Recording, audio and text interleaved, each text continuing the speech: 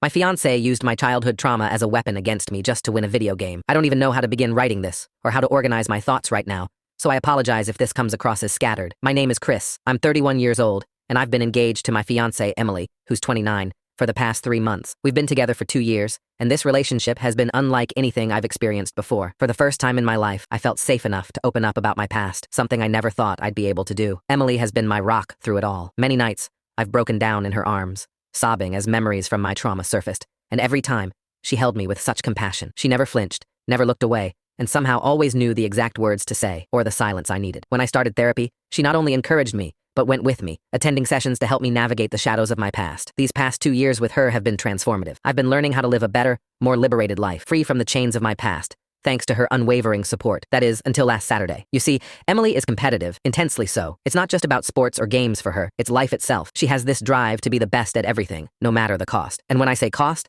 I mean it. She's lost friendships, strained family relationships, burned bridges at jobs, and even thrown away money in the pursuit of coming out on top. It's something she's aware of, and she's been actively working on it. Therapy has helped her to some extent, and she's admitted she doesn't fully understand where this fierce competitive streak comes from. Her parents, Bill and Laura, aren't overly ambitious people. They're supportive, loving, and didn't raise Emily or her siblings with a win-at-all-costs mentality. In fact, her siblings are just as baffled as she is about where this part of her personality came from. No one in the family is particularly athletic, so her need to dominate in games or competitions has always been a mystery. I, on the other hand, have an athletic background. I was a college athlete back in the day, so I understand the thrill of competition.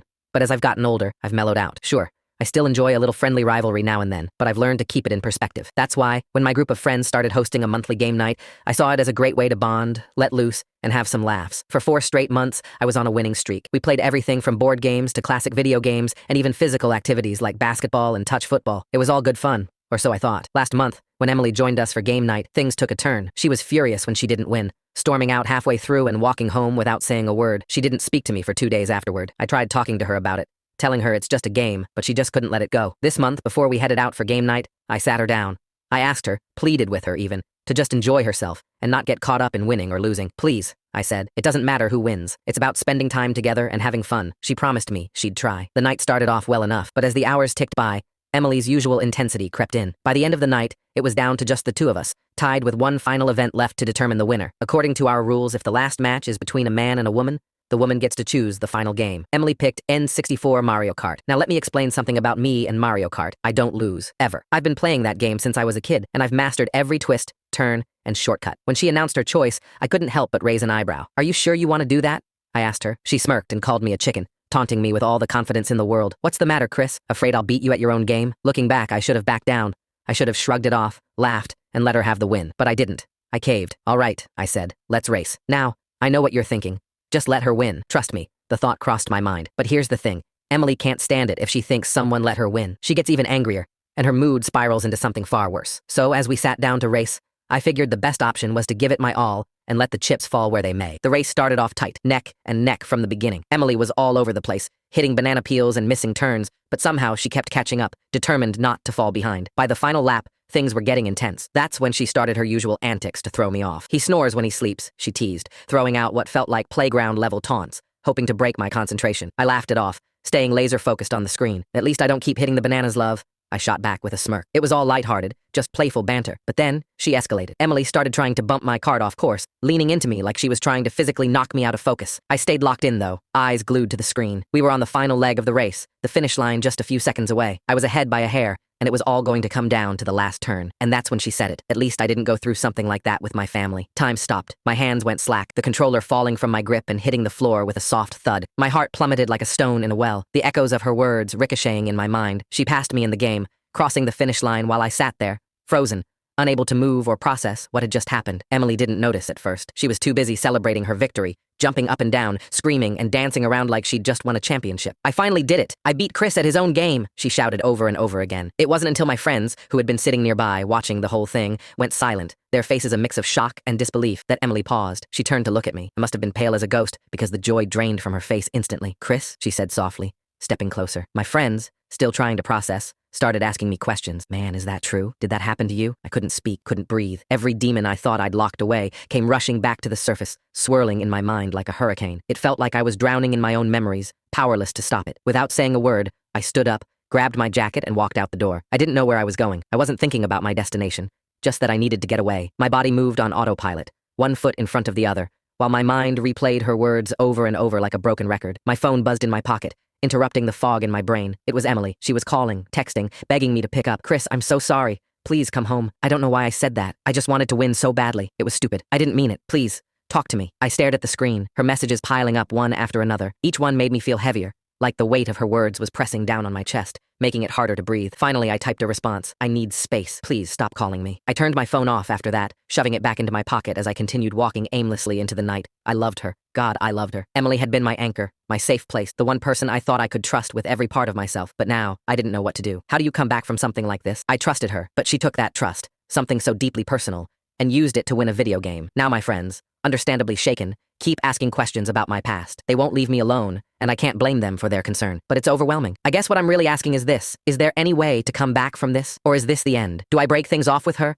Or do I try to salvage what we had? I've never felt so conflicted, and I could really use some advice right now. Deep down, I think I knew this relationship was over the moment it happened. But when you've spent 2 years with someone you love and trust, it's hard to let go without trying to see if there's another perspective you might have missed. Reading your responses made me realize how many red flags I ignored, things I brushed off or didn't push hard enough to address. Tonight, I've decided to sit down with my friends and share my story. This is going to be incredibly difficult, but I need to get it out in the open with people I trust. Afterward, I'll text Emily and arrange to meet her tomorrow. I promise to update everyone after that conversation. There's something I need to get off my chest. It's a part of my story that I've carried in silence for years, but it's time to let it out. When I was between the ages of 11 and 13, a family member, someone who was supposed to care for me, betrayed that trust in ways I struggled to put into words. She was often left to babysit me, and during those times, she would manipulate and hurt me in ways no child should ever experience. She made threats to ensure I stayed silent, and for years, I lived in fear. I did try to speak out. I told my parents that I didn't want her to babysit me anymore, but my mother brushed it off, insisting, she loves you so much, and just wants to spend time with you. My mom thought she was being kind,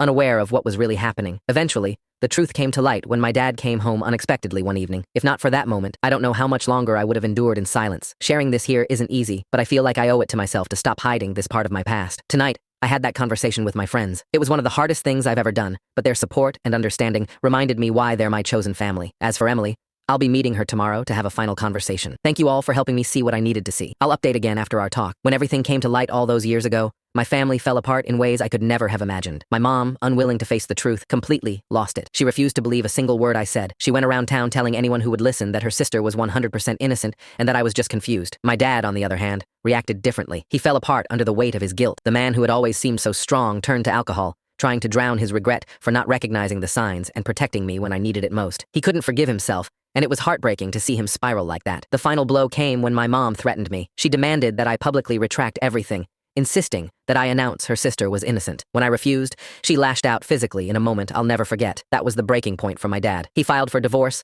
and my mom left town with her sister not long after. Years have passed since then, and my mom still clings to her delusion that her sister did nothing wrong. She's never reached out to apologize or even acknowledge the truth. My dad and I have managed to rebuild some sort of relationship, but it's not the same. The guilt still hangs heavy over him, and while he loves me, he keeps his distance, unable to fully confront what happened. As for the present, I finally sat down with my friends and told them everything. It was one of the hardest conversations of my life, but they listened. They apologized for pressing me earlier and assured me that they'd always have my back. They promised to help me navigate future relationships and protect me from anything like this happening again. They also filled me in on what happened after I left game night. Emily, desperate to justify her actions, had tried to defend herself. She kept saying things like, I didn't mean to say it, he took it the wrong way and I just needed to win. Her words, as they described them, sounded hollow and frantic, like she was grasping at straws. Emily had also been calling all of them repeatedly, begging them to help her win me back. She promised she would do anything, see a therapist, work on herself, whatever it took, if they would just convince me to give her another chance. Today was the day I agreed to talk to her. My friends invited her over to one of their houses, and they promised to stay in another room while we had our conversation. The moment Emily arrived,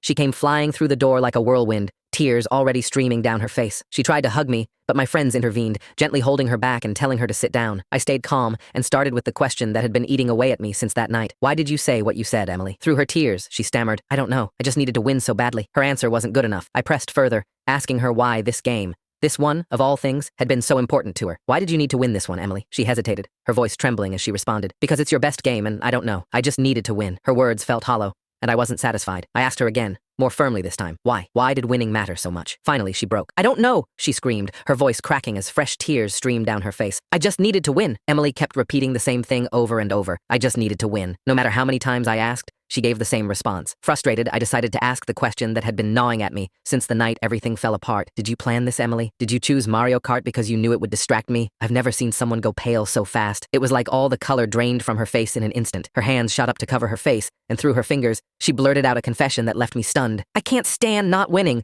she admitted, her voice breaking. I knew you'd get distracted, and I could win. I thought if I did, I'd finally feel great about myself. These past 4 months, I've been so depressed from feeling like a loser. I knew this plan would work. Her words hit me like a brick wall. She planned this. It wasn't a slip of the tongue or a heated moment of bad judgment. It was calculated. She took something deeply personal, something I trusted her with, and weaponized it to boost her own ego. The commenters were right. The truth was staring me in the face, and it was harder to process than I ever expected. You planned this? I asked, my voice barely above a whisper. Yes, she sobbed. I didn't think about what would happen after. I didn't think about how it would affect you. And when I saw your face that night, I knew I messed up. Please, Chris, I want to get help. I'll do anything. Please don't end this. Her desperation was palpable, but I couldn't ignore what she'd done or what it meant about who she was. I looked her in the eye and asked, is this just another competition for you? Is trying to win me back just another way for you to feel like you've won? No, she cried, shaking her head furiously. I mean, in a way, yes, but not like that. Her answer said everything I needed to know. Winning wasn't just a desire for Emily. It was an obsession. So if you win me back, you'll feel better because you won.